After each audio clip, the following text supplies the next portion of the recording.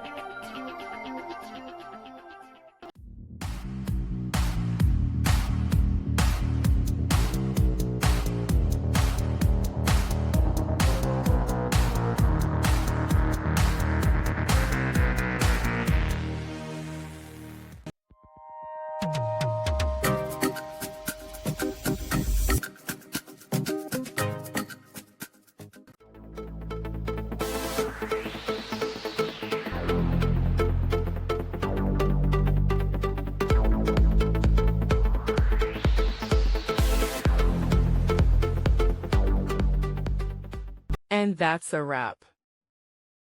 I hope you found the answer you were looking for. If you did, take a second to hit that subscribe button. It really helps out.